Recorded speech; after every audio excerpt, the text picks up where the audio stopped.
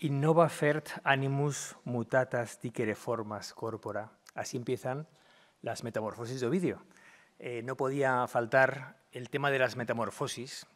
Mi ánimo me lleva a narrar las formas cambiadas en nuevos cuerpos, en un ciclo dedicado a la mitología clásica y, por supuesto, a las metamorfosis femeninas.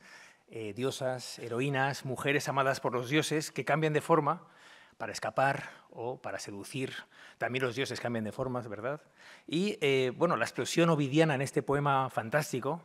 Ovidio es una de las personalidades más relevantes de la antigüedad, una de las personas quizá más inteligentes de la historia, más sensibles, con su obra enorme. Las Metamorfosis es el gran manual de mitología de todo el medievo, ¿no? La Edad Media tiene una edad ovidiana que está en ese otoño de la Edad Media y precipita luego el Renacimiento, con la cantidad de modelos mitológicos que hay para los artistas, que van a usar a Ovidio como una especie de gran repertorio de imágenes, de cambios, en fin, filosófico, moral, alegórico. Ovidio se alegoriza. Es quizá el libro más leído de esta época, ¿no? Y el que inspira a todos los artistas del Renacimiento. Por eso, en el ciclo femenino no podría faltar una conferencia como esta, sobre las heroínas que se metamorfosean y de las que el Prado tiene un tesoro enorme, como saben, ¿no? Así lo examinará esta conferencia que nos ocupa, que nos va a ofrecer hoy la profesora María del Val Gago Saldaña, bajo el título Metamorfosis femeninas en el Museo del Prado, naturaleza, identidad y violencia. Y me es muy grato presentar a mi querida colega María del Val, profesora en la Universidad de Alcalá, experta en mitología clásica. Ella es filóloga de profesión, experta en literatura latina. Como saben, Ovidio es el gran poeta latino, junto a Virgilio, por supuesto. Ella imparte su docencia en el Departamento de Filología, Comunicación y Documentación.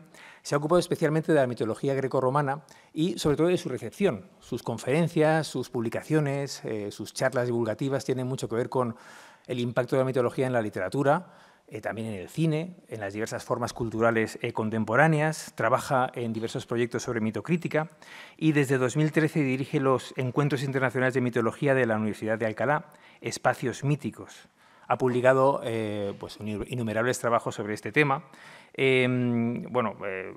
También es responsable de los cursos anuales de la Fundación Pastor, en la que imparte algunos foros de cine, mito, en fin, poesía, literatura.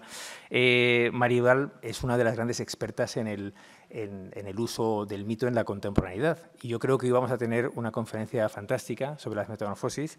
Le doy mis más sinceras gracias.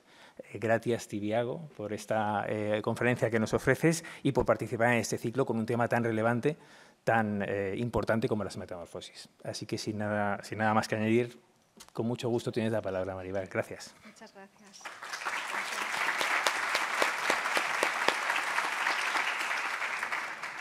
Muchas gracias, David.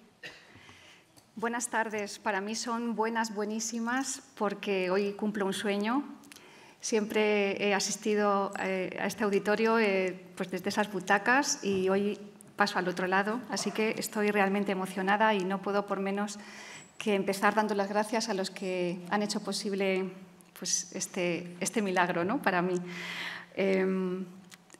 También muchas gracias, por supuesto, a todos ustedes por acompañarnos y para escuchar hablar de metamorfosis, de mujeres, de naturaleza, de identidad, incluso de violencia. Y aunque el profesor Hernández ya ha hecho una introducción al poeta que hoy nos va a ocupar, obviamente la fuente principal, aunque hay otras muchas que hablan de las figuras que hoy comentaremos, es, por supuesto, Ovidio, poeta que vive a caballo entre el siglo I antes y I después de Cristo. Y también he querido comenzar con el proemio de las metamorfosis. Ahí están los versos en latín. Leeré la traducción, que es la que voy a manejar, de las profesoras Consuelo Álvarez y Rosa María Iglesias. Dice este proemio: mi inspiración me lleva a hablar de las figuras transformadas en cuerpos nuevos. Dioses, sed favorables a mis proyectos, pues vosotros mismos ocasionasteis también estas transformaciones, y entrelazad mi poema sin interrupción desde los albores del origen del mundo hasta mi época. Ciertamente, Ovidio en su obra pretende contarlo todo, desde el caos primigenio hasta su propio tiempo, y el hilo conductor son estos cambios, estas metamorfosis de diferentes personajes que acabarán transformándose pues, a veces en ríos, a veces en rocas, a veces en animales, a veces en plantas, en flores, en una sucesión que creo hace honor al título, porque este fluir que sugiere el título del poema, Las Metamorfosis, está también en la propia narración de los mitos, de los cambios. Quiero reivindicar aquí a Ovidio como un gran narrador. Por supuesto, es un poeta. Las Metamorfosis están compuestas en hexámetros, en el verso de la épica. Pretende ser un poema épico. Pero, como digo, quiero sobre todo subrayar ese prodigio de pasar de una metamorfosis a otra, fluyendo como el propio título de la obra indica. El profesor Hernández ha hecho alusión también a Virgilio, el otro grande, ¿no?, de la literatura latina clásica. Y creo que Ovidio aquí se muestra muy reivindicativo porque ya se sabe que la Eneida, la epopeya nacional de los romanos, es el poema del fatum, del destino, de lo que está escrito. Pues Ovidio, años después, se descuelga con todo lo contrario, ¿no? Que va, no hay nada escrito, todo cambia, todo fluye. Bien, vamos a partir, por supuesto, de las obras del Prado, luego completaré las historias con otras iconografías de otros museos, pero por fortuna en el Prado contamos con ejemplos de cada uno de estos tipos de metamorfosis que he enunciado al comienzo. Estas metamorfosis, como digo, finalmente se plasman en los diferentes reinos de la naturaleza, el reino mineral, el reino vegetal, el reino animal. Y vamos a comenzar con una pieza muy poco conocida, no está expuesta, pero que es de esas joyas que guarda el museo, con la historia de Níobe. Esto es una de las pocas copias que se conservan con el famoso friso de Poliodoro que estaba pintado bajo las ventanas del primer piso del Palazzo Milesi en Roma. Ya sé que no ven ustedes prácticamente nada, pero quizás esta otra pieza que se conserva también aquí, aunque tampoco se expone, nos lo aclare un tanto más. Vamos a hablar, por lo tanto, en primer lugar de una metamorfosis mineral y para ello recordaremos la historia de Níobe, esta reina ilustre que tenía 14 hijos, 7 hijos y 7 hijas. Y llevada por la hibris, y aquí vamos a ver el primero de los motivos de las metamorfosis. Ya saben que la hibris es el pecado de los pecados para los antiguos, es el orgullo, es la insolencia, es equipararse a los propios dioses. Bueno, pues en este pecado incurre Níobe, que durante unas fiestas en honor a Leto o Latona, como la conocen los romanos, la madre de los gemelos Artemis, Diana y Apolo, pues se muestra un tanto ofendida porque ella se considera una mujer muy importante a la que también debería rendirse culto y que además tiene más hijos que la diosa Leto. Ella presume de que Leto tiene solamente 2 y ella tiene 14 hijos. Como pueden imaginar, los dioses van a castigar justamente los comparados, ¿no? Apolo y Artemis, van a castigar severamente a Níobe, aniquilando, asaeteando, recordamos que Apolo y Diana son dioses flechadores, primero a los hijos varones. Y Níobe, que no aprende, que esto nos pasa mucho a todos los humanos, y también subrayo el valor del mito como espejo del alma humana, Níobe no aprende y se dirige de nuevo a los dioses diciendo que, bueno, sigue ganando, ¿no? Porque está enterrando a sus hijos varones, pero aún le quedan sus 7 hijas.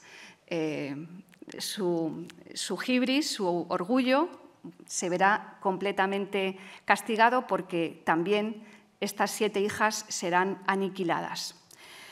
Voy a leer tengo muchos textos, a ver lo que me da tiempo a leer, pero por supuesto quiero leer la metamorfosis de Níobe en palabras del propio Ovidio, cuando ella se da cuenta de que todo está perdido.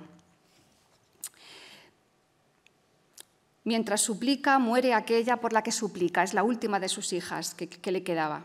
Se quedó sin descendencia entre sus hijos, hijas y maridos sin vida, y por sus males se quedó rígida. La brisa no mueve ninguno de sus cabellos. En su rostro hay un color sin sangre. Sus ojos están inmóviles en sus tristes mejillas. Nada está vivo en aquella figura. También en el interior la propia lengua se hiela junto con el duro paladar y las venas dejan de poder moverse y ni el cuello puede doblarse, ni los brazos hacer movimientos, ni los pies caminar. Incluso dentro de sus entrañas es una piedra. Sin embargo, llora y, envuelta en un torbellino de poderoso viento, fue arrebatada hacia su patria. Allí, clavada en la cumbre de un monte, se licúa e incluso ahora el mármol hace manar lágrimas.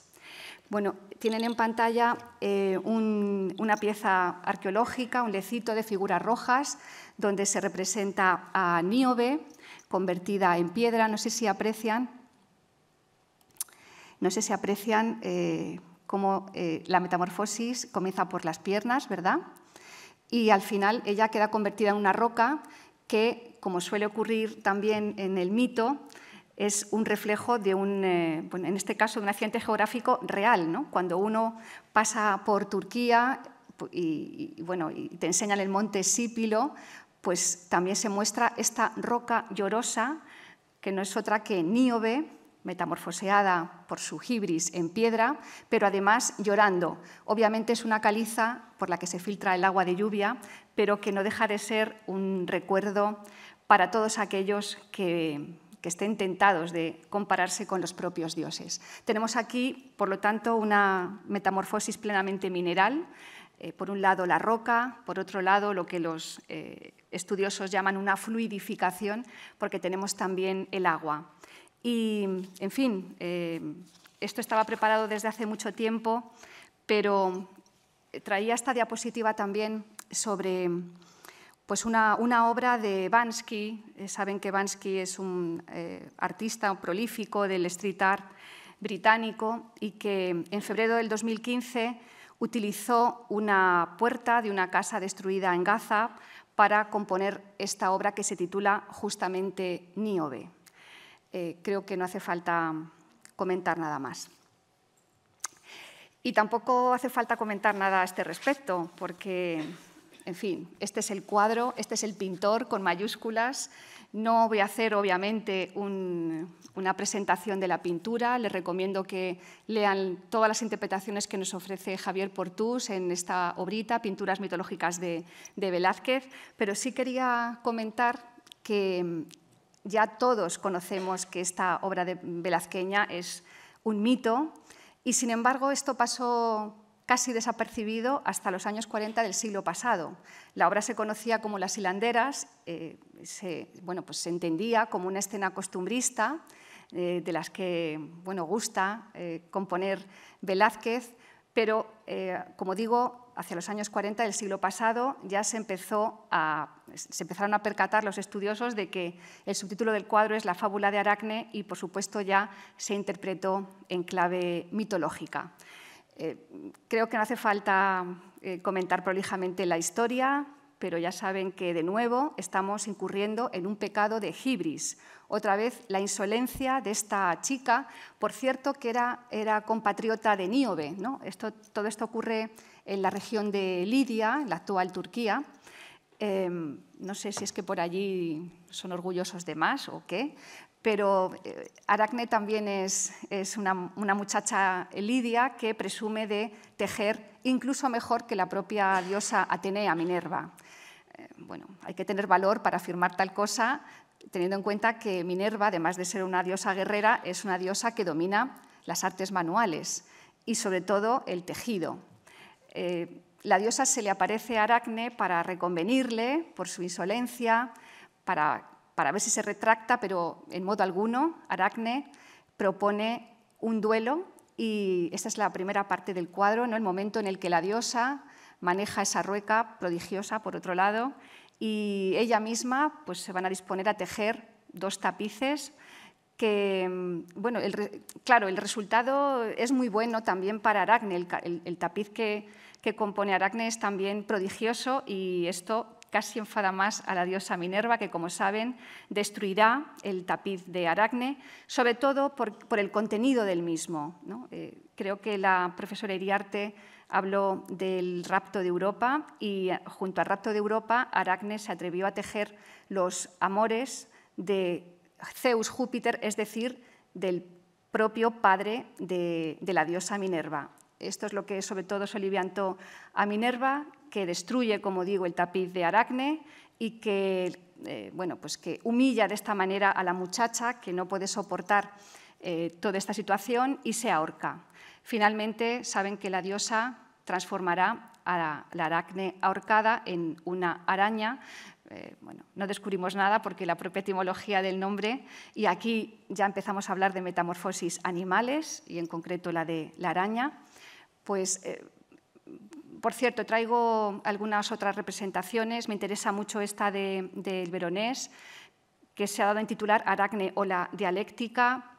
Por eso digo que el mito de Aracne, el mito que plasma Velázquez en su obra, reviste muchísimas interpretaciones de todo tipo, filosófico, político.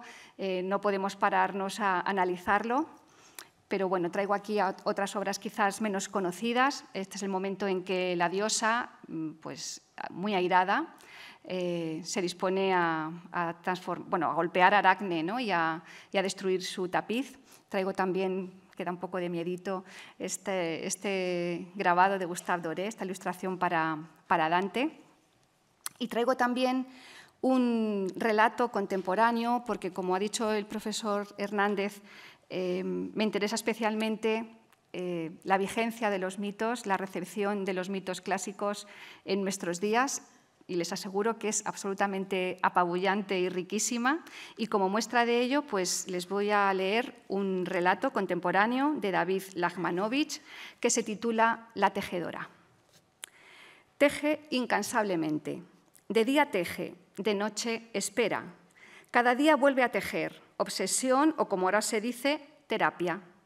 No desteje tanto como lo afirma la tradición, aunque a veces lo hace y restituye con un nuevo tejido el hueco producido en la tela. Eso sí, resiste las tentaciones y hasta las amenazas de los que quieren alejarla del rincón en que la vida la ha colocado.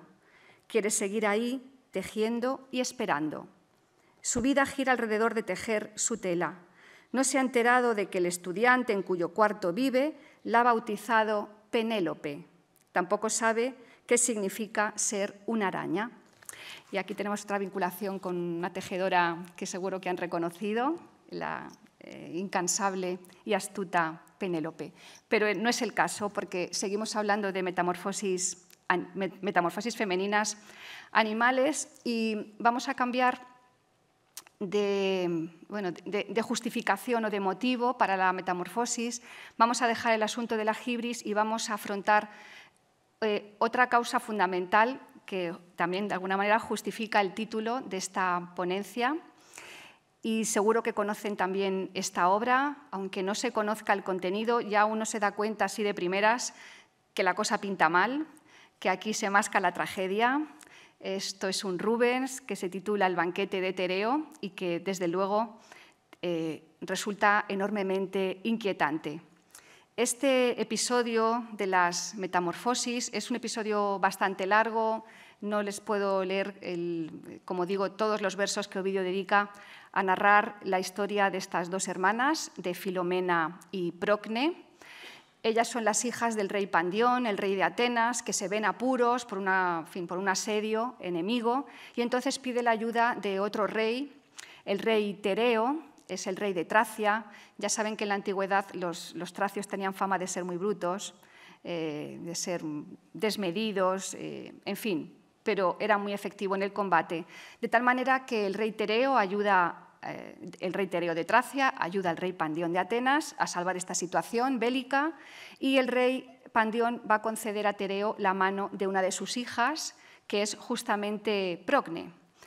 Y el matrimonio no comienza demasiado bien. Nos cuenta Ovidio que el día de la boda, la noche de bodas, en lugar de aparecerse entre los novios Himeneo o la diosa Juno, se aparecen las tres furias, las Euménides, estas vengadoras de los crímenes de sangre, y que además sobre el lecho de los esposos se colocó un búho que asustó muchísimo a los esposos.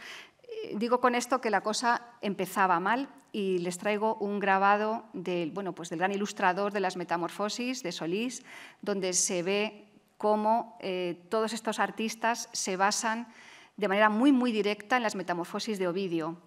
Se me ha olvidado comentarlo al principio, pero quizás la obra clásica más importante, la que más trascendencia ha tenido, la que más ha influido en la cultura occidental, y no solamente me refiero a las bellas artes, me refiero también, por supuesto, a la literatura y a la música, pues son las Metamorfosis de Ovidio. Y siempre les digo a mis alumnos, a los que agradezco mucho que me acompañen, que en toda casa de bien tiene que haber unas Metamorfosis. Esto impepinablemente, ¿no? Bueno, pues como digo, es la fuente fundamental para conocer toda la mitología y los artistas han leído a Ovidio, ¿no? Me estoy adelantando, vuelvo atrás. Bueno, la cuestión es que Procne se casa con Tereo, marcha a Tracia, tiene un hijo con Tereo, y cuando ese niño cuenta ya con 5 años, Procne suplica a su marido que haga venir a su hermana Filomela, a la que hace pues, un montón de tiempo que no ve y a la que echa muchísimo de menos. Entonces Tereo vuelve a Atenas a buscar a su cuñada y cuando la ve queda sobrecogido, prendado de ella, porque claro, la chica ha crecido, y suscita en él el deseo amoroso. Bueno, les recomiendo que lean toda la Metamorfosis de Ovidio sobre este episodio porque no tiene desperdicio, ¿no? Hay detalles, ya decía que Ovidio es un narrador único, hay detalles como por ejemplo el momento en el que Filomela besa a su padre, besa a Pandión para convencerlo de que la deje marchar, y esto inflama aún más el deseo de Tereo, que durante todo el camino observa muy de cerca a su cuñada y que cuando llega a tierra, en lugar de dirigirla a palacio, la lleva a un bosque y allí la viola salvajemente, tal y como aparece en el lema en latín de este grabado. No contento con ello, porque además justamente Filomela le amenaza con contar todo esto que ha pasado. Como digo, no contento con ello, le arranca la lengua para que no pueda chivarse y la encierra en una guarida en las afueras de la ciudad, y cuando vuelve a palacio pues le cuenta a Procne que Filomela ha muerto por el camino, y Procne pues levanta un túmulo en honor a su hermana y guarda el duelo debido. Pasa un año Filomela encerrada en ese lugar, intentando buscar una manera de salir, y esto me parece conmovedor porque hila perfectamente el arte del tejido con el texto, y es que, claro, como Filomela no puede hablar, lo que va a hacer es bordar en una tela lo que le ha ocurrido y se la entrega a la sirvienta que periódicamente pues, le acerca la comida, la bebida, a la que también le ha suministrado una tela e hilos para poder tejer, con la petición de que se lo entregue a su hermana. Y así es como Procne se entera de que Filomela no ha muerto y de que ha sido violada y mutilada por su propio esposo. Aprovechando unas fiestas, acude al lugar donde está encerrada Filomela, vuelven a palacio y planean la venganza. Se lo piensan durante un tiempo, pero la pista definitiva se la va a dar a Procne justamente el momento en el que el hijo de Procne y de Tereo entra en la estancia. Recordamos que es un niño de apenas 5 años, pero que se parece enormemente a su padre. Y entonces Procne no tiene ninguna duda, se va a vengar de su esposo a través del hijo, ¿no? Y este es uno de esos terribles casos de los que hoy llamamos violencia vicaria, ¿verdad? Y que también se considera un caso de síndrome de Medea. Hay varios ejemplos en el mito a este respecto. Vuelvo, por tanto, a la pintura que se conserva aquí en el Prado. Lo que hacen es matar al pobre niño, a Itis, descuartizarlo hervirlo en una olla y servírselo de cena a Tereo, que efectivamente come despreocupado y cuando ha terminado de cenar, pues ve como en la estancia irrumpen Procne y Filomela con la cabeza de Itis en la mano. Ven que Rubens es perfectamente fiel a la narración ovidiana. Tereo, horrorizado, se tira por el suelo, intenta vomitar, pero no puede, así que coge una espada y se dispone, por su parte, a matar a las dos hermanas que salen huyendo. Y ahora sí llega la metamorfosis, esta vez en aves. Los tres van a ser transformados en estos tres pájaros que quizás reconocen. Tereo se va a convertir en una abubilla, Filomela se va a convertir en un ruiseñor y Procne en una golondrina. Ahí tienen sus nombres latinos. Se dice que Tereo físicamente se parece a la abubilla por ese pico que recuerda la espada con la que persiguió a las dos hermanas y además es un pájaro que despide un olor bastante nauseabundo, como lo era el alma del propio Tereo, ¿no? Bien, estos horrores fueron recogidos en una tragedia de Shakespeare, el Tito Andrónico, una tragedia de Shakespeare que se estrenó en 1593 y que no tuvo demasiado éxito porque ya ven que el argumento es muy duro de pelar. Aparece todo el asunto de la violación, de la mutilación. En este caso es la hija del general, un personaje imaginario del general Tito Andrónico, la que sufre este terrible suceso y que luego en el año 1999 fue llevada al cine, una película que no me canso de recomendar, eso sí, para estómagos bien fuertes. Es el Titus, de una película fantástica de Julie Taymor, protagonizada por Anthony Hopkins y por Jessica Lange, donde aparecen todos estos tópicos horribles, incluido el banquete filial, en fin, es, como digo, una nueva muestra de cómo todos estos famosísimos autores, Shakespeare nada menos, no se inventa nada, lo que hace es seguir fielmente a Ovidio y reconvertir estos argumentos en una de sus tragedias. Y seguimos avanzando, de nuevo otra metamorfosis animal, ya hemos visto pájaros, hemos visto un arácnido, vamos con los mamíferos que dan mucho juego y vamos a presentar a una figura femenina fundamental en el ciclo de Troya, es la reina Hécuba, la legendaria reina de Troya. Ya saben que Troya caerá después de 10 años a manos de los aqueos, gracias a la estratagema del caballo de madera y que todas las mujeres troyanas serán sorteadas porque, como es conocido, las mujeres forman parte del botín de guerra. Y cuando hablo de esto, hablo de la guerra de Troya y hablo también de todas las guerras, porque la guerra de Troya es también todas las guerras, ¿no? El triste destino de estas mujeres troyanas es llevado a escena de manera magistral por Eurípides en varias obras, las troyanas sobre todo, pero también en Hécuba, por ejemplo. Pero Ovidio nos ofrece otras versiones, en este caso de la propia reina Hécuba, que es una anciana y que cuando espera su destino teme tener que fregar el suelo del palacio de Odiseo, que es a quien ha pertenecido como sirvienta, ella, ¿no? La reina de Pérgamo. Bueno, el hecho es que el único consuelo que a Hécuba le queda cuando su ciudad cae es que ha conseguido salvar a uno de sus hijos, al más pequeño, que se llama Polidoro, porque antes de que Troya cayese tuvo la precaución de mandarlo a un reino vecino, al reino de Poliméstor, con un montón de tesoros de la ciudad de Troya, para que Poliméstor cuidase del pequeño Polidoro.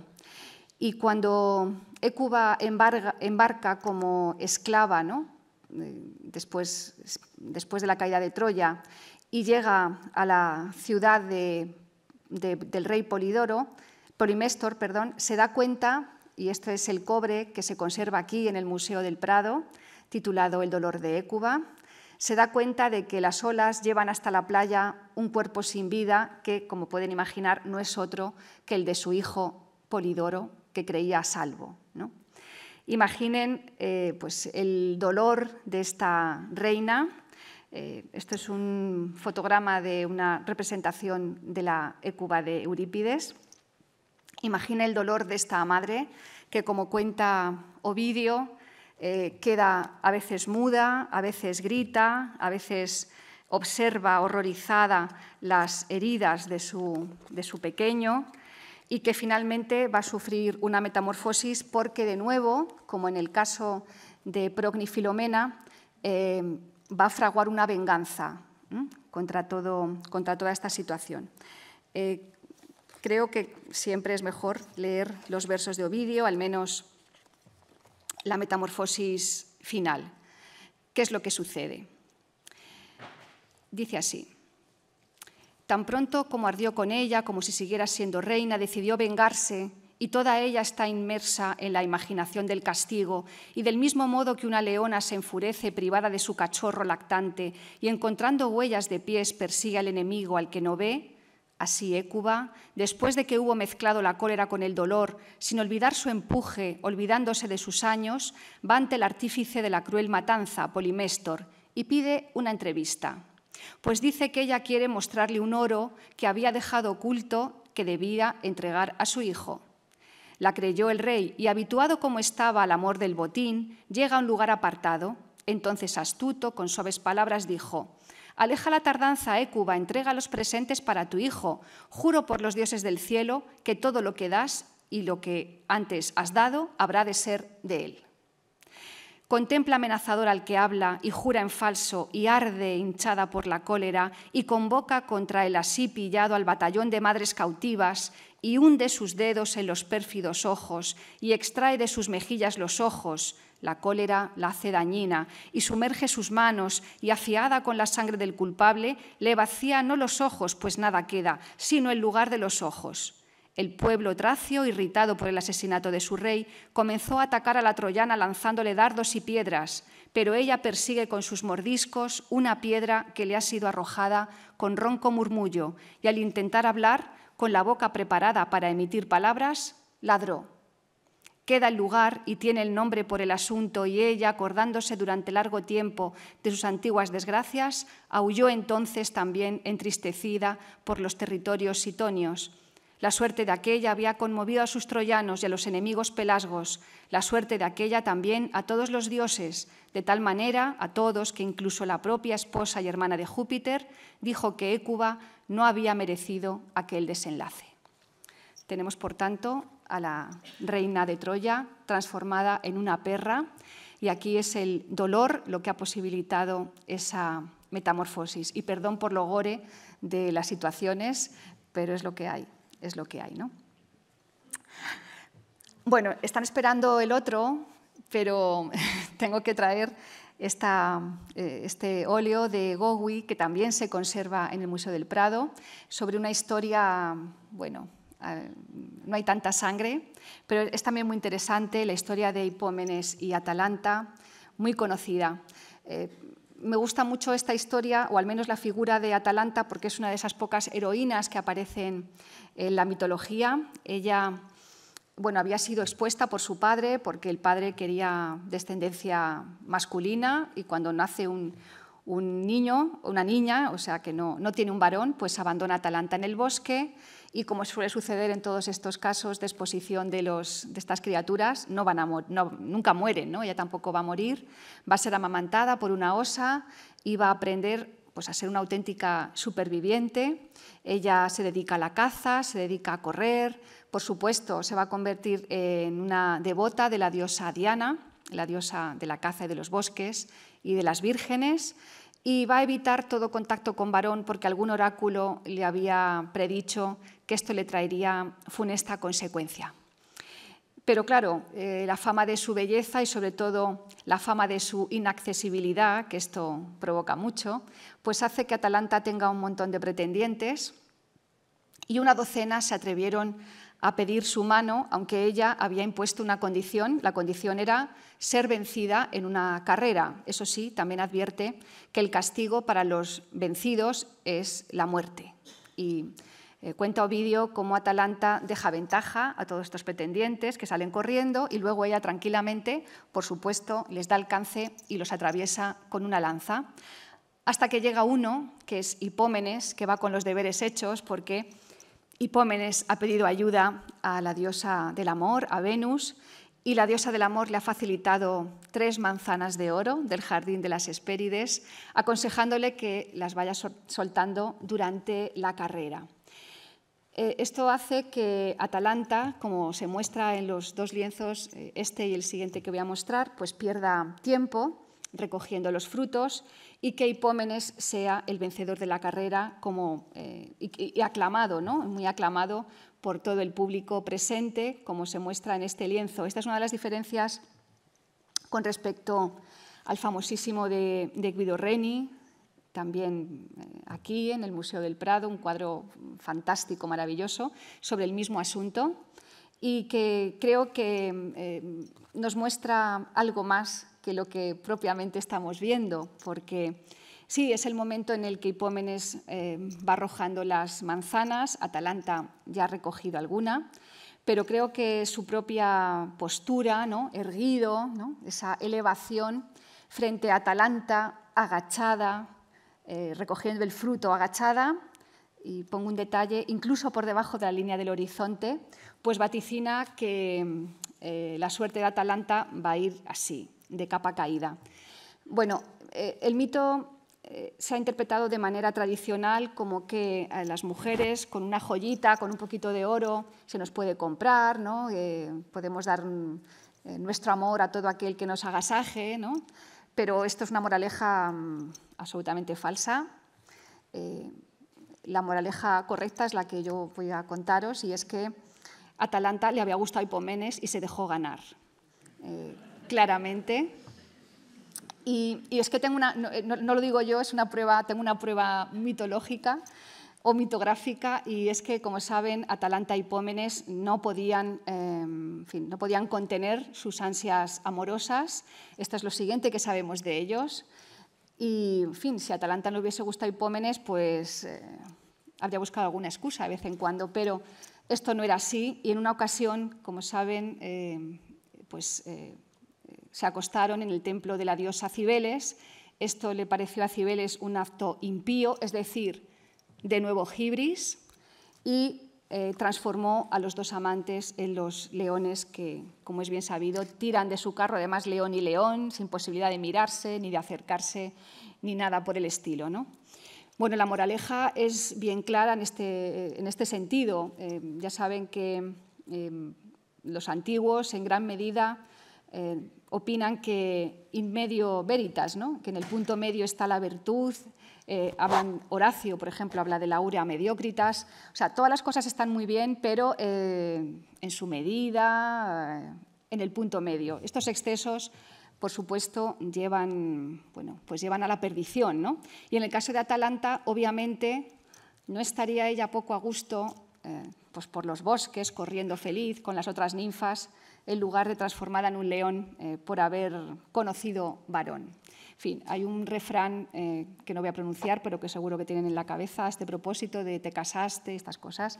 No vamos a ir por ahí, pero vamos a quedarnos con la figura de Atalanta como todo un emblema feminista, porque Atalanta es la corredora por antonomasia, la deportista por antonomasia dentro del mito, y aunque ahora nos parece algo absolutamente cotidiano y natural que vayamos las mujeres al gimnasio, esto del deporte femenino pues ha costado mucho conseguirlo. O sea, es una conquista más de las mujeres, y hasta hace 4 días pues no era natural que las mujeres, por ejemplo, compitieran en unos Juegos Olímpicos, ¿no?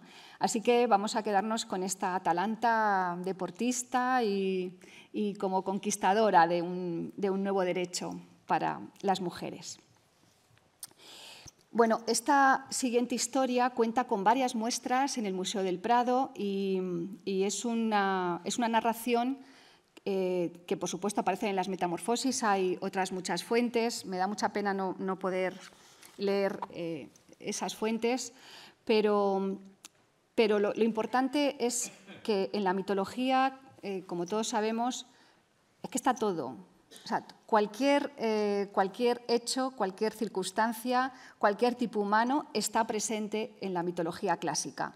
Y el mito de Calisto y Diana sobre todo en el mundo iconográfico se ve de manera clara, es una muestra de que el homoerotismo femenino pues, existía, era una realidad y, bueno, hay una pequeña trampa, pero en el mundo antiguo era relativamente escasa la profusión de imágenes en este sentido. De hecho, una de las poquísimas que se conservan se ha localizado aquí, en Cullera, ni más ni menos. Esto es una pieza rarísima, es una trulla, un cazo, se llama el cazo de Júpiter, y en el friso, aquí desarrollado, se ve que hay una relación entre dos mujeres que son Calisto y Diana, bueno, con matices.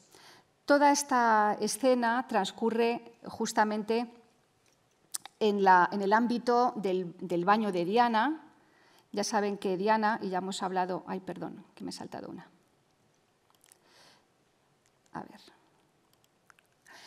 Ya saben que Diana, hemos hecho referencia a Atalanta, ¿no? Después de cazar con sus ninfas, a las que por supuesto exige voto de castidad, como diosa virgen también que es ella, después de cazar, como digo, pues gusta de bañarse en el río, en una laguna con todas sus ninfas, y aunque todas son guapísimas, hay una, su preferida, que se llama Calisto, Calisto con S, y que, claro, va a ser el objeto del deseo de Zeus, de Júpiter.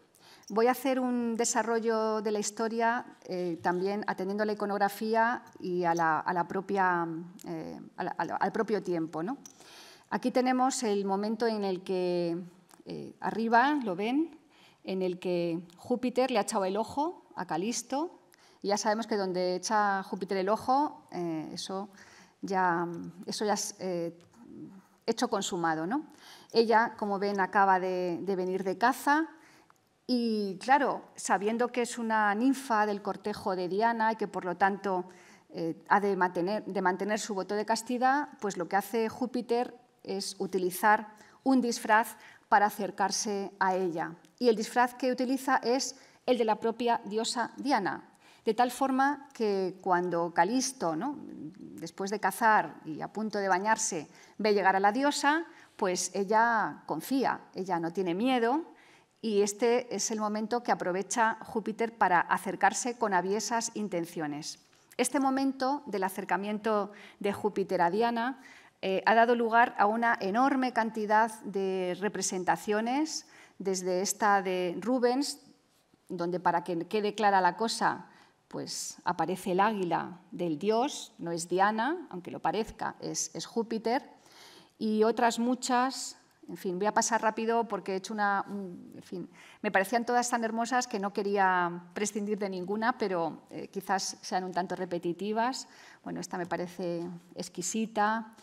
Bueno, estamos a principios del 17, esa profusión de amorcillos, porque todas estas escenas, aunque sean escenas tramposas, aunque sean escenas que hoy, si no nos ponemos las gafas, claro, de la época, que es lo que siempre recomiendo para estos asuntos, hay que ponerse las gafas de la época y afrontarlo desde esa perspectiva, pero, en fin, como digo, todas estas escenas se entendían como un acto erótico, un acto de amor. Hoy lo llamaríamos otra cosa, ¿no? Pero, en fin, observen también esta escena del fondo, porque aquí esto es una especie de cómic. La primera viñeta trata sobre el acercamiento entre Diana, Júpiter y Calisto, y al fondo hay otra escena que explicaré después, donde la pobre Calisto está aquí tirada por los suelos. Ahora lo vemos. En fin, aquí hay, como digo, muchos amorcillos, hay otras de auténtica intimidad, en fin. Aquí este Érote intentando apaciguar al águila de Zeus, pero obviamente, y la iconografía de Diana es, ¿verdad?, tan sencilla, esa media luna encima de la frente ya deja la escena inequívoca. Bueno, esta es muy rara porque muestra el momento en el que Júpiter ya se ha quitado el disfraz. Observen la careta que sostiene uno de estos Érotes y se aparece ya como el soberano de dioses y hombres con su corona.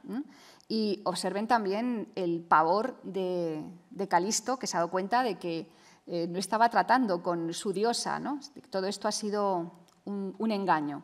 Bueno, esto es ya estamos en el 18, pero seguimos con esta misma escena. François Boucher tiene una serie completa, le fascinaba todo este asunto. Aquí hay 2 muestras, aquí tienen otra del Metropolitan de Nueva York.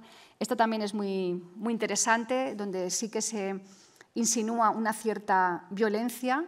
Por eso digo que esta escena, donde hay un truco para acercarse a la víctima, pues hoy lo catalogaríamos de otra cosa, y creo que Mikhail Zichy sí que ha intentado ver algo más en este sentido, aunque la media luna de Diana nos remita al mundo mítico. En fin, hay otras representaciones más modernas.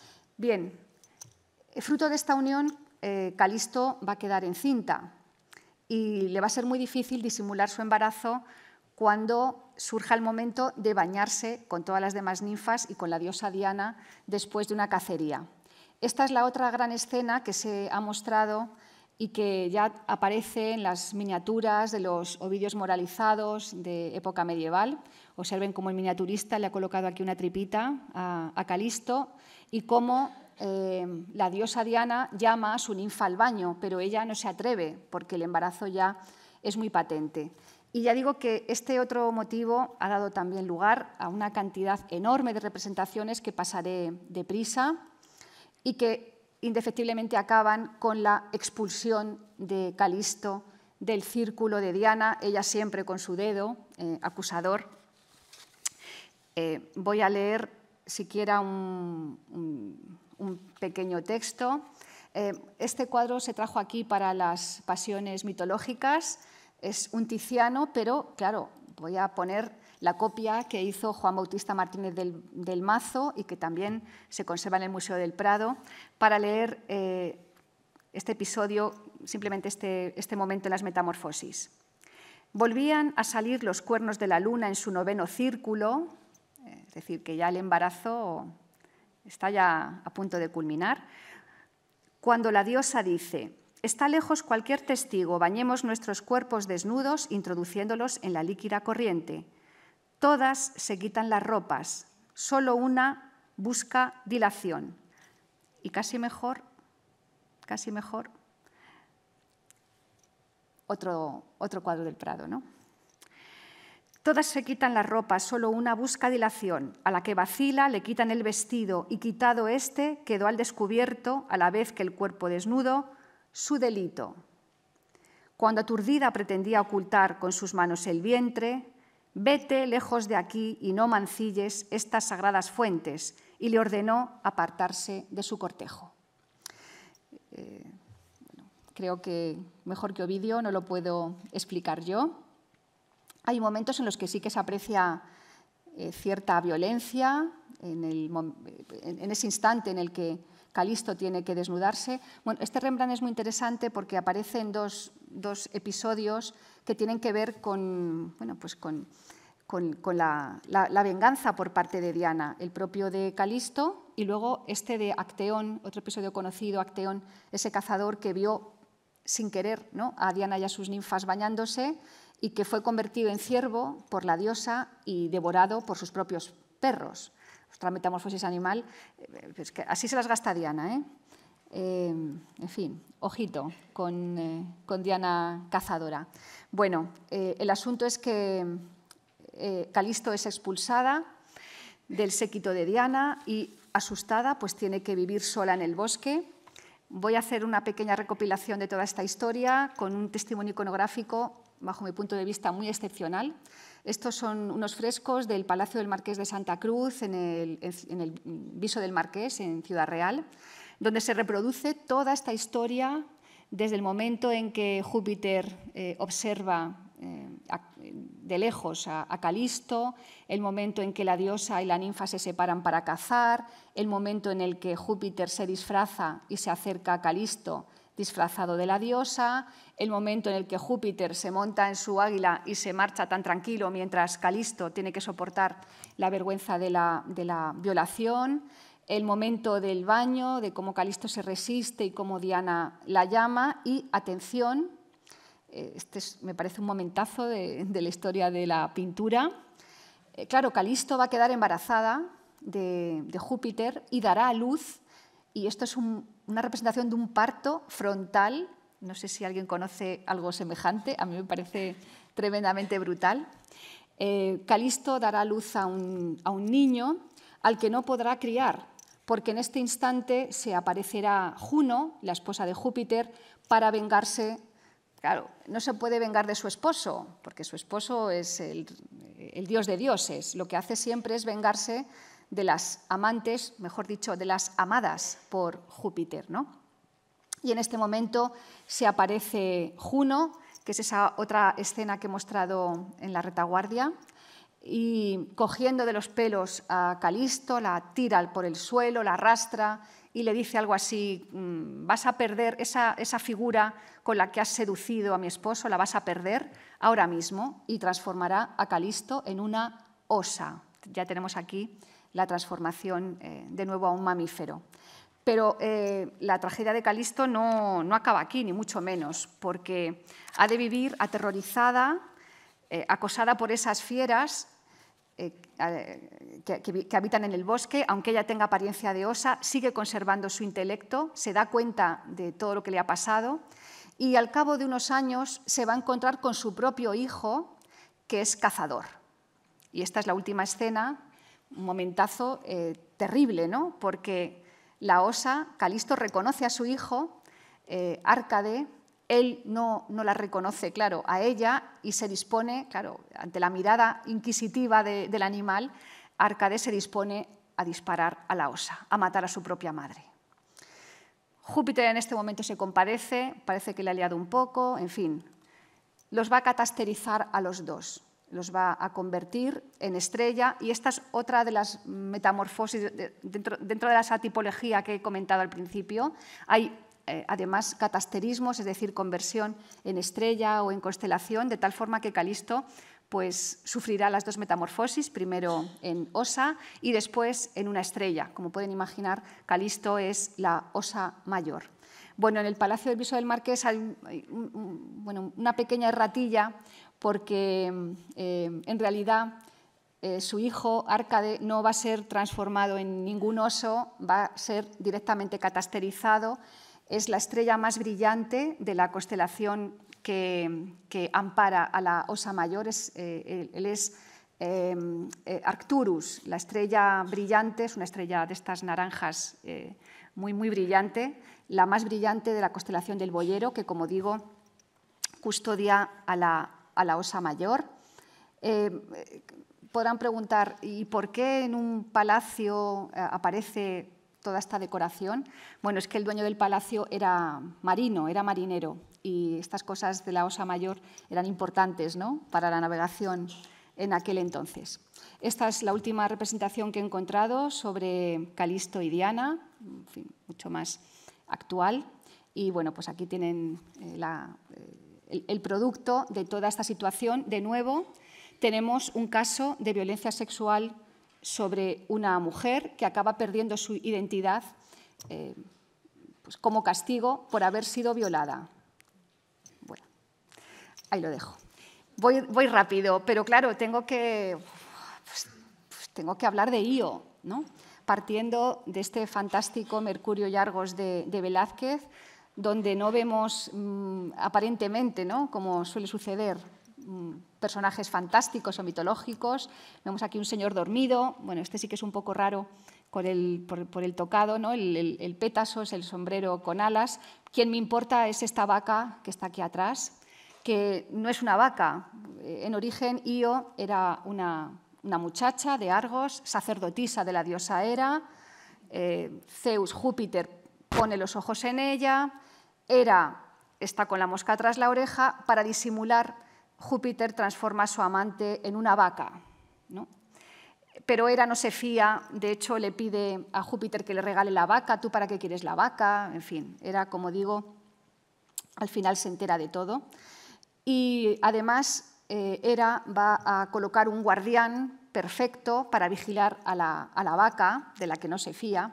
Ese es Argos, el gigante de los 100 ojos. Como digo, vigilante perfecto, porque si le entra el sueño, pues cierra 50 ojos, pero tiene otros 50, ¿no?, para seguir vigilando, con lo cual Hera está más o menos tranquila, pero Júpiter solo quiere estar con su vaca, con Io, y entonces envía, y de nuevo otra muestra de esta escena en el Museo del Prado, envía a Hermes, a su hijo Hermes, a que se deshaga del gigante Argos, lo adormece con la flauta y le corta la cabeza. Así tiene Júpiter el camino expedito, ¿no?, hacia Ío. Hera recordará siempre a este vigilante muerto en acto de servicio y colocará los 100 ojos de Argos en la cola del pavo real, que es el ave que le está consagrada, ¿verdad? Pero la tragedia de Ío no acaba aquí, porque Hera le va a enviar un tábano, sabe que no se puede fiar de Ío. Bueno, esto es un estamnos ático donde se pueden apreciar los 100 ojos de Argos, no sé si los ven por aquí, que se sepa quién es la escena, esta es Ío. Bueno, pues la pobre vaca, la pobre Ío, va a tener que emprender una huida con el tábano detrás desde Argos, y pongo aquí este pequeño mapa, va a bordear toda la Grecia continental y atravesará al continente asiático, claro, por el Bósforo, que significa el paso de la vaca, exactamente. Se llama así por Ío, el Bósforo, el paso de la vaca. Y recorrerá toda Asia Menor y toda esta zona hasta llegar a Egipto, con el tábano detrás, y además embarazada de Zeus. En Egipto ya tiene que parar porque tiene que dar a luz, y allí nacerá Épafo, un héroe con cabeza de vaca. Es un ejemplo maravilloso, en otro orden de cosas, de cómo los griegos asimilan sus figuras míticas a las egipcias. Ellos se daban cuenta de que todos los dioses egipcios tenían cabezas de animal. Ellos también tienen su héroe epónimo, ¿no?, y vinculado a Egipto. Pero, en fin, la historia es que, de nuevo, una metamorfosis producto de una violencia sexual. Hay otros ejemplos que no tienen que ver con este tipo de violencia, y ya pasamos al mundo vegetal, ya me queda muy poco. Comienzo esta historia, claro, con la caída de Faetón, un lienzo fantástico que no está expuesto, al parecer, pero que nos habla de la historia de este hijo del Sol, el hijo de Helios Apolo, que va a pedir a su padre que le deje conducir su carro. Esto es la vida misma, ¿no? El hijo joven, con o sin carné, que nos pide el coche, le advertimos, hay que tener mucho cuidado. El hijo dice que sí, pero Faetón se viene arriba, claro, imagínense surcando, ¿no?, toda la bóveda celeste, subido en el carro de su padre. No logra domeñar los caballos, que se acercan peligrosamente a la tierra y chamuscan a todos los habitantes de Etiopía, claro. En fin, un desastre tremendo, así que Júpiter no tiene más remedio que fulminar a Faetón, que caerá, que morirá y que provocará el dolor sin fin de sus hermanas. Se habla poco de las hermanas de Faetón, o sea, el ejemplo que proporciona el mito es claro, tuvo muchísimo éxito durante el Barroco, es otro ejemplo de hibris, pero en este caso vuelvo al dolor como leitmotiv de la metamorfosis, porque las hermanas de Faetón, las Helíades, las hijas del Sol, llorarán tantísimo a su hermano que se acabarán transformando pues, en 3 árboles. Se pueden imaginar qué tipo de árboles son. Aquí están los nombres de las 3 Helíades y cómo se van transformando en sauces llorones, ¿no? Las lágrimas de las Helíades son el ámbar también, un mito etiológico, de nuevo, una metamorfosis motivada por el dolor. Y esto es una metamorfosis vegetal, pero de la parte masculina. Esta es la conocida historia también de Narciso y Eco. No podía dejar de poner esta pieza absolutamente exquisita de cristal de roca, este jarro de cristal donde aparecen estas 2 figuras, Narciso y Eco. Narciso, un chico guapísimo, pero muy despectivo, no le parece ningún pretendiente bien. Eco es una ninfa que lo pretende. No tiene mucho éxito, fundamentalmente porque no tiene don de palabra, aunque ella lo tuvo. Eco justamente tenía el don de la palabra y para distraer a Juno le dio mucha conversación para distraerla de justamente los escarceos amorosos de su marido, pues fue castigada por la diosa. Me has intentado despistar, te voy a condenar a no poder conversar, simplemente a poder responder a las últimas palabras de tu interlocutor. Bueno, todos sabemos lo que es el eco, ¿no? Eco se enamora de Narciso, no se atreve a declararse por esta razón, pero ve un momento propicio y me van a permitir, estoy abusando de su paciencia, pero es que lo cuenta tan bonito vídeo que es que se lo tengo que leer. Dice así: por azar el joven, apartado del grupo de sus compañeros, había dicho: «¿Alguno está por aquí?» Y «¿Está por aquí?», había respondido Eco, que lo está acechando. Él se queda atónito y cuando lanza su mirada a todas partes grita con fuerte voz: «¡Ven!». Y ella llama a quien la llama. Se vuelve a mirar de nuevo al no venir nadie. Dice: «¿Por qué me huyes?». Y tantas veces cuantas las dijo, recibió las palabras. Insiste y engañado por la reproducción de la voz que le contesta, dice: «En este lugar juntémonos». Y Eco, que nunca habría de responder con más agrado a ningún sonido, repitió: «Juntémonos». Y ella misma favorece sus palabras y saliendo de la selva iba a arrojar sus brazos al deseado cuello. Huye él y al huir aleja las manos del abrazo. «Moriré antes», dice, «de que te adueñes de mí». Ella no repitió nada a no ser: «te adueñes de mí». Despreciada se oculta en el bosque y avergonzada cubre su cara con ramas y a partir de entonces vive en solitarias cuevas. Pero sin embargo el amor está dentro y crece con el dolor del rechazo y las insomnes preocupaciones amenguan su cuerpo que mueve a compasión y la delgadez contrae su piel y todo el jugo de su cuerpo se va hacia los aires. Solamente le quedan la voz y los huesos. Permanece la voz. Cuentan que los huesos adoptaron la figura de una piedra. A partir de ese momento se oculta en los bosques y no es vista en montaña alguna, es oída por todos. El sonido es el que vive en ella. Pues no sé qué clase, no sé en qué tipología introducir la metamorfosis de Eco, pero aquí tienen a la primera anoréxica de la historia que se deja morir y que se transforma simplemente en esa voz. También hay algo de metamorfosis mineral, ¿no? Se habla de una roca, pero en fin. Como digo, la metamorfosis vegetal en realidad es de Narciso, que como saben, y según ya se apunta en este fantástico Waterhouse, pues se enamorará de sí mismo y finalmente se transformará en una flor, en la flor del narciso, aquí retratada. Me van a permitir simplemente un meme que también nos puede hacer reflexionar sobre este mismo cuadro, sobre lo que es el narcisismo, sobre lo que suponen las redes sociales, el Instagram, el TikTok, a propósito de la figura de Narciso. Simplemente una reflexión. Por cierto, ya no se habla de narcisismo, se habla de TNP, que ahora hay que decirlo todo con siglas, trastorno narcisista de la personalidad. Como un 16% de la población está diagnosticada, el 75% son varones, pero en fin, vamos a pasar. Lo digo sin acritud. Bueno, esta representación de Lorca fantástica, la ilustro, ya me queda muy poco, con un poema de Maru Bernal, ha sido premio Poesía Ciudad de Salamanca hace bien poco y me gusta mucho también por su modernidad. Lorquiana Eco. Cónclave de sauces a la orilla del río, Eco se desangra en gotas de rocío, la noche traicionera se lleva su lamento, las calas la amortajan con flores de viento.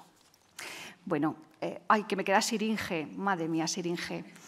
En esta ocasión, de nuevo, se produce un acoso por parte de un sátiro, del sátiro de los sátiros, del dios Pan, que acosa a una ninfa llamada Siringe, y este prototipo se va a repetir. Siringe, que no quiere sucumbir al abrazo, lo digo todo muy fino, de Pan, suplica a sus hermanas, las ninfas, que le transformen en otra cosa para no sufrir esto, ¿no?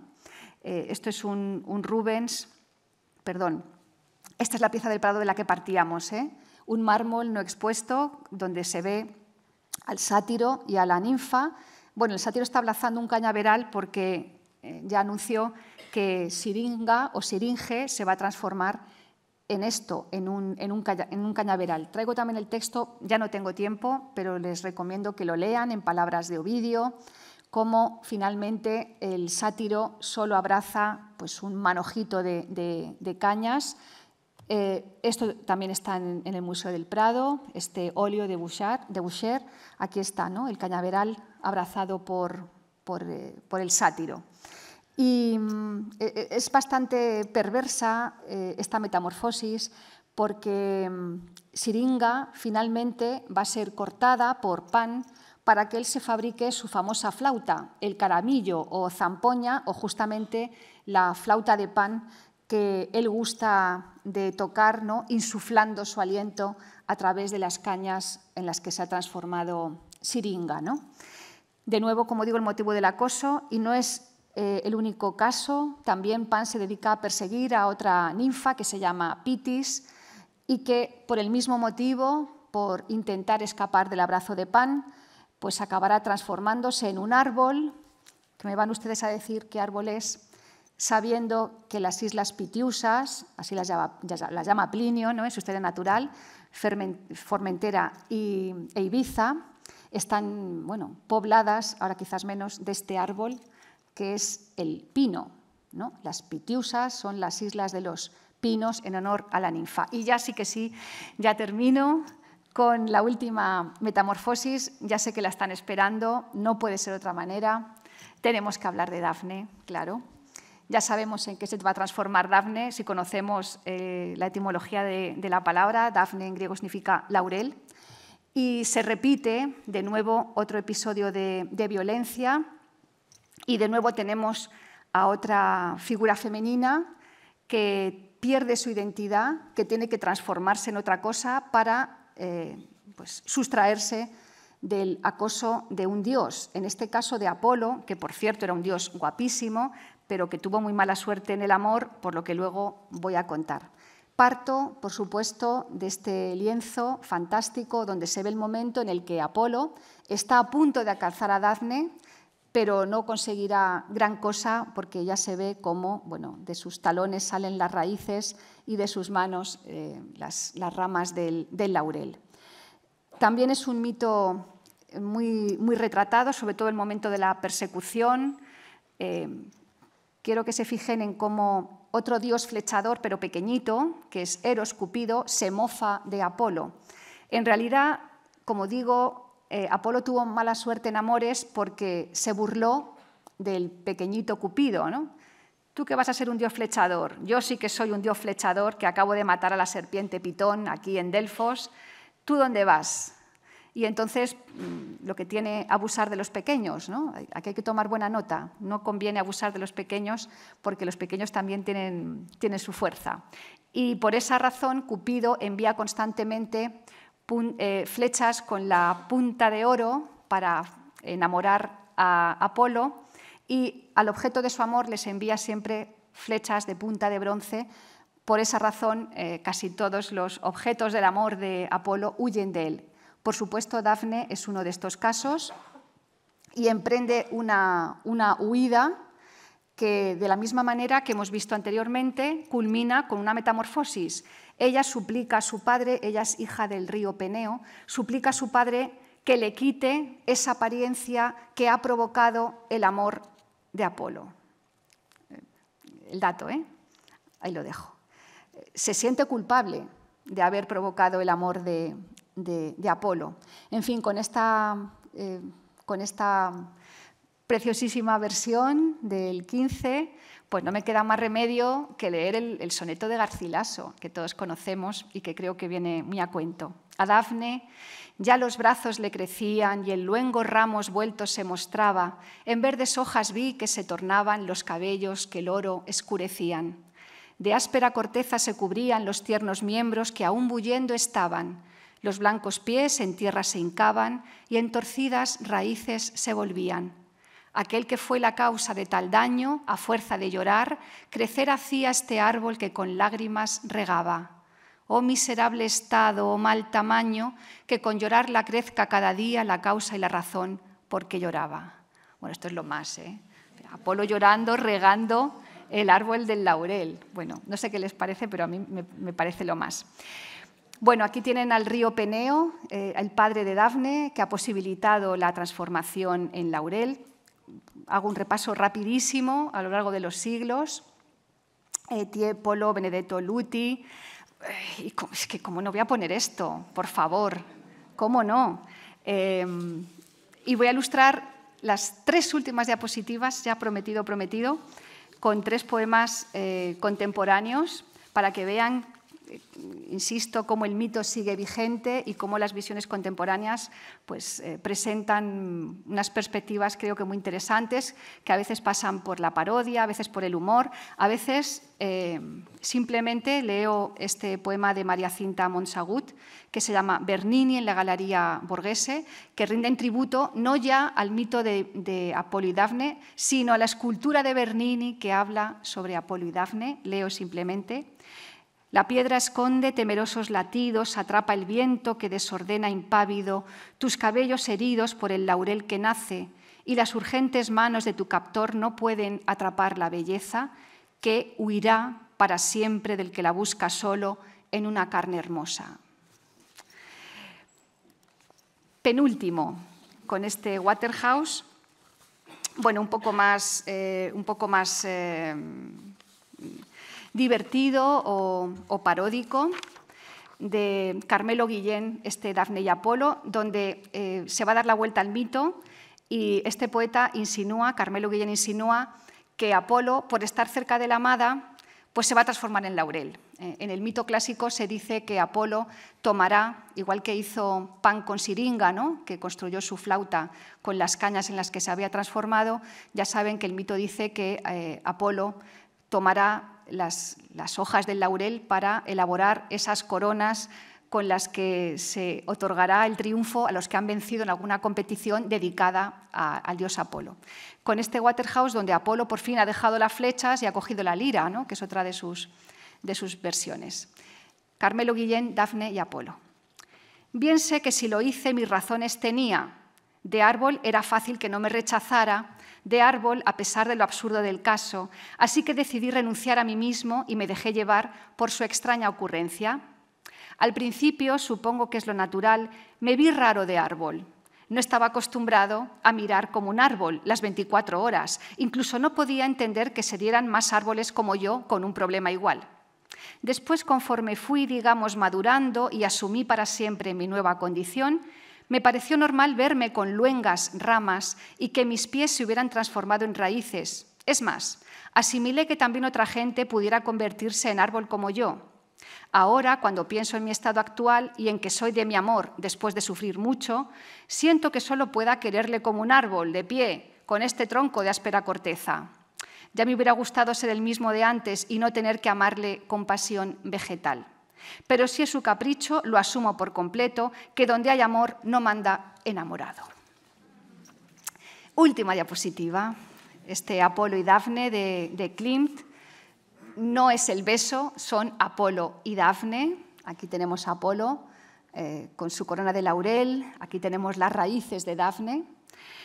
Y termino agradeciendo mucho su paciencia y su atención. Muchas gracias.